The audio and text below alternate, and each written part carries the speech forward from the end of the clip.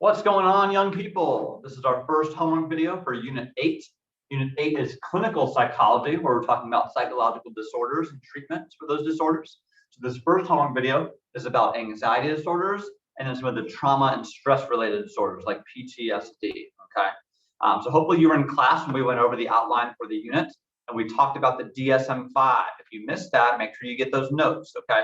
But the DSM-5 is the book, the manual that talks about every possible psychological disorder, the diagnosis, and the treatment. So today, we're focusing on this area, okay?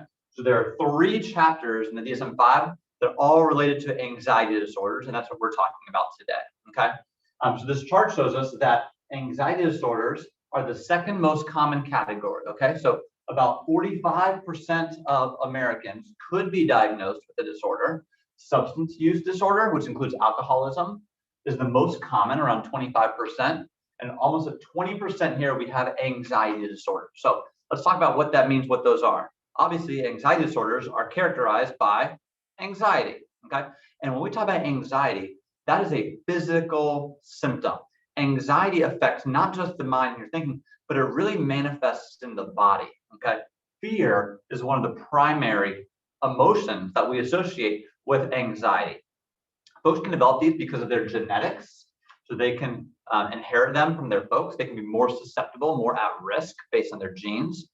Drug use can also trigger anxiety, which folks don't talk a lot about. Folks talk a lot about how marijuana can help you manage your anxiety, but they don't mention all the time. But sometimes, even something like marijuana, it can actually trigger anxiety. And then if you have another mental disorder, if you have like a mood disorder, which we'll talk about later on, or a personality disorder, we talk about eating disorders, that can actually manifest and either slide into or create and influence an anxiety disorder as well. So sometimes we have what's called comorbidity, meaning you have multiple disorders. Multiple, and then morbidity. This idea that you have these multiple things that are causing you problems. So again, as I mentioned, you'll need to write this down because we're going to do a Roman numeral about each, but there's 3 chapters in the DSM-5 about these 3 different types of anxiety disorders. So it's kind of confusing because within anxiety disorders, we have anxiety disorders. And then within anxiety disorders, we have OCD. And then within anxiety disorders, we're also going to be talking about trauma and stress-related disorders. So if you develop an anxiety disorder, if you've been diagnosed, you're probably aware that there's a couple different types of treatment. So psychotherapy, which is kind of your classic talk therapy. Cognitive behavioral therapy, which is a twist of psychotherapy that focuses on how we can change your behaviors. We'll talk about exposure therapy a little later on this unit. And then, of course, there are medications that can help folks with anxiety, okay? Let's talk about some specific anxiety disorders. One of the most common is generalized anxiety disorder, GAD, GAD, generalized. It's like you always have anxiety. It is a constant worry, and there's nothing in particular that is making you feel anxious or afraid. It's just like this constant level of arousal and anxiety, okay? In contrast, panic disorder is an anxiety disorder, which is like more extreme anxiety. It's also not caused by necessarily anything in particular, but what happens is someone can experience these panic attacks, okay? This is not the same as having a phobia. A phobia is when you have a specific fear, right? Phobia, we talk about people who are afraid of clowns, right? Or people who are claustrophobic, they're afraid of small spaces. Or people who have social anxiety, a social phobia, when they don't like being around other people, and that gives them anxiety. Agoraphobia, this is one, put a star by this point, agoraphobia. It's a type of phobic disorder where you are afraid of kind of going out in public. You're afraid of being around other people, especially in new situations or with folks you don't know that well. It's almost like you're afraid that you're going to be embarrassed by something that happens to you, and therefore you don't want to go out to places. Sometimes people who had panic attacks, they develop agoraphobia because they don't want to have a panic attack out in public. So they have panic disorder, and that can turn into agoraphobia, right? So it's like a specific threat, right? You're afraid of clowns. Clowns aren't going to hurt you, right? You're afraid of spiders. A spider's not going to get you, right? These first 2, you're not really sure what's causing the anxiety, but it is there. Either occasionally very intense, or always in a more moderate form. Okay. Some of the most common phobias, while we're on the subject here: bugs, mice, snakes, bats, heights, right? So, but acrophobia is now the ride of Six Flags is called.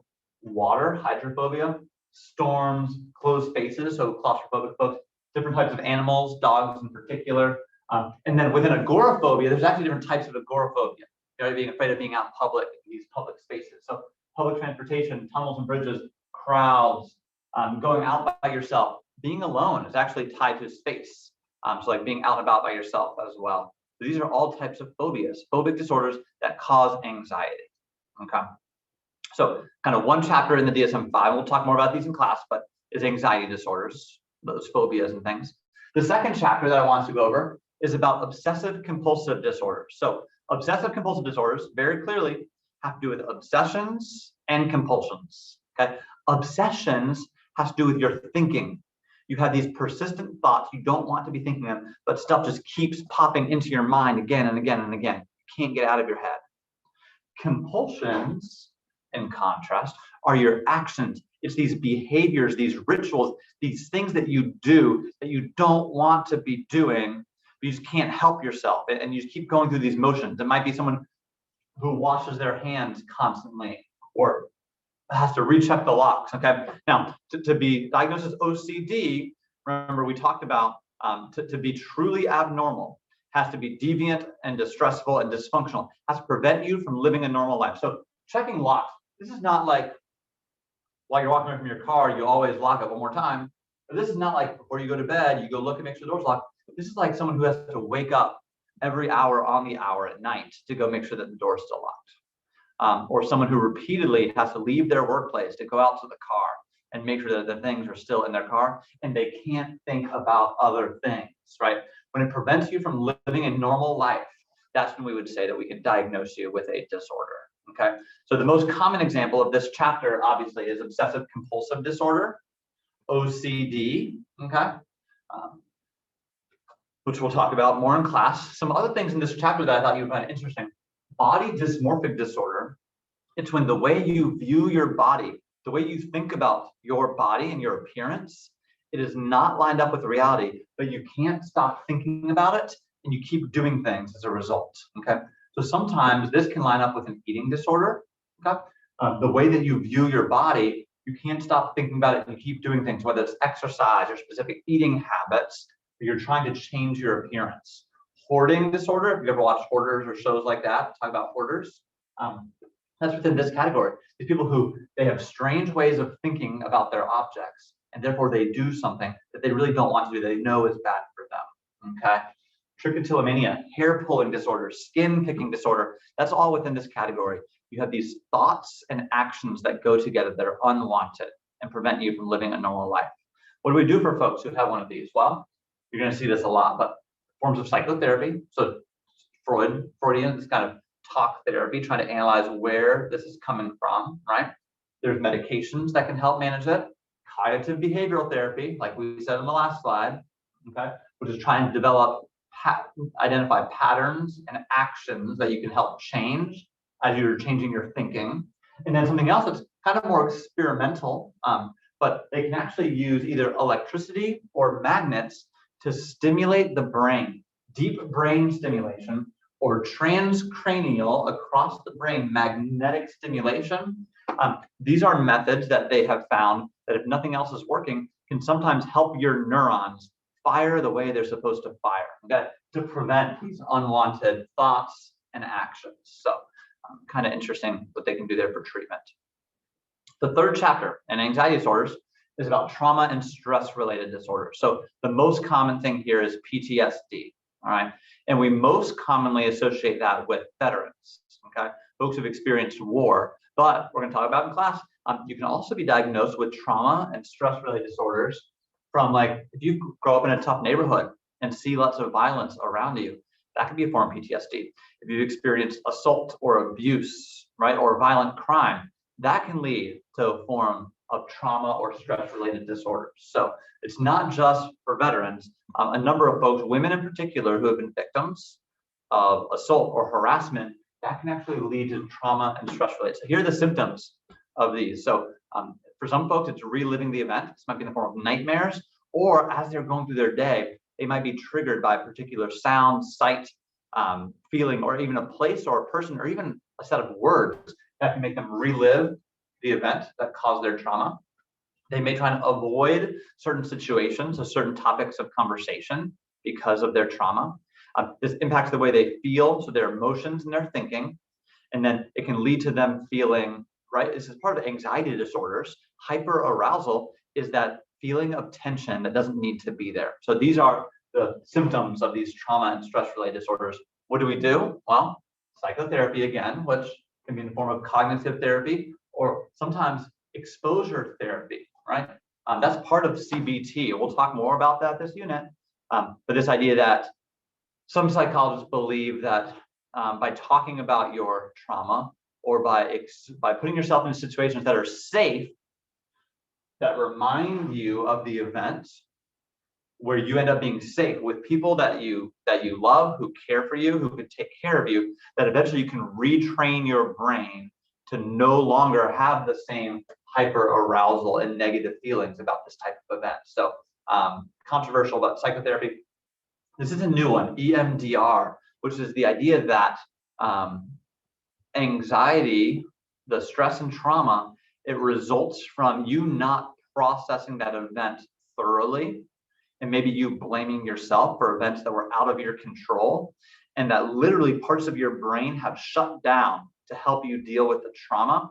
And what eye movement desensitization and reprocessing is doing is by going through this therapy, which relates to shifting your eyes back and forth, left to the right, left to right, it engages both of your lobes, and it engages parts of your brain that may have been asleep, that may have been shut off because of this trauma or this stress.